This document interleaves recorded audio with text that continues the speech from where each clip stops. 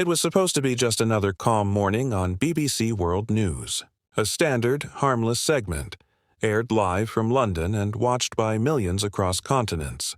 But what happened that day would become one of the most replayed, most talked about, and most humiliating moments in the history of the network.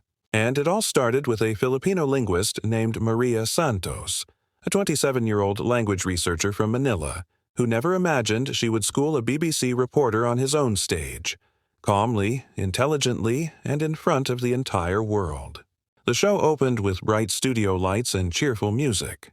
Oliver Grant, a tall, confident British host known for his sharp humor, smiled at the camera.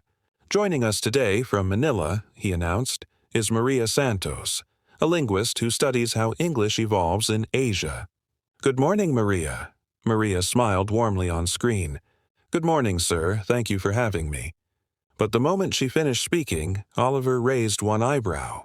A small smirk crept across his face, subtle but unmistakable. "Well," he said in a lightly mocking tone, "your English is interesting." The live audience chuckled. Everyone watching could tell interesting didn't mean interesting. It meant not good enough. Maria didn't flinch. She simply smiled politely. "I appreciate that, sir. English has been part of our education since childhood. It's one of the languages we use every day." Oliver leaned back, pretending to be amused. "Yes, but do Filipinos speak English, properly? Or is it just your own local version?" The producers in the control room froze. This wasn't just a question, it was a jab. But Maria remained calm. "Sir," she replied, "English in the Philippines isn't a local version. It's part of our identity. Many Filipinos learn English before they even enter school. It's used in universities, government, business, and daily life. We live in two languages at once." Oliver chuckled again, this time louder. "That's cute," he said, "but surely it's not the same as real English. The pronunciation, the expressions, they're different." The word different came out like an insult. Maria looked directly at the camera, still smiling. "May I ask, sir, what do you mean by real English? Because from where I stand, English isn't one thing. There's British English, American English, Australian English, Indian English, Nigerian English. Wouldn't you agree?" The studio became still. Viewers could almost hear Oliver swallow. Well, yes," he stammered, "but the BBC uses a standard." "And who defined that standard?" Maria asked gently. "Was it the British Empire?" A collective gasp rippled across the studio. Oliver let out an awkward laugh. "You're quite bold." "I'm just being honest," she replied. "Language evolves. British English changed because of French, Latin, even Hindi. Filipino English evolved too. But difference doesn't mean less. It simply means it belongs to the people who use it." The chat section of the live broadcast exploded with comments. Filipinos all over the world clipped the moment instantly. Viewers typed, "She's teaching him in the most respectful way." "Filipino pride. Never apologize for your accent." Still, Oliver tried to recover.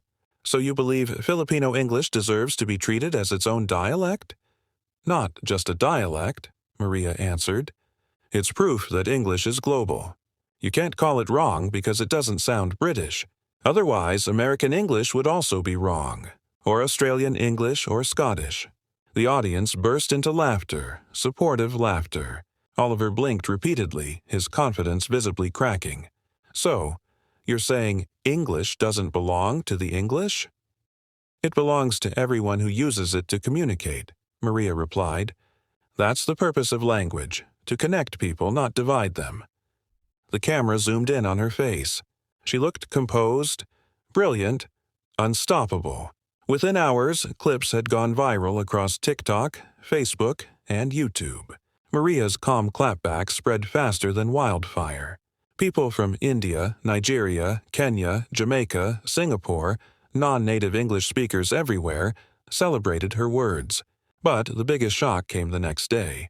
The BBC's official Twitter account posted, "We celebrate linguistic diversity." Maria Santos reminded the world today that English belongs to all who speak it. Then Oliver issued a public apology. "I underestimated Filipino English," he said slowly on air. And I was wrong. English is a bridge, not a wall. The apology was shared millions of times. Maria became an overnight global icon.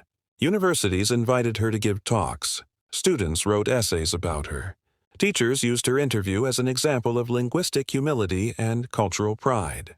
Weeks later, she was invited back to the BBC. But this time, the tone was different. Completely different. Oliver smiled sincerely. "Welcome back, Maria. It's an honor." "The honor is mine, sir," Maria replied. There was no mockery in his voice now, only admiration.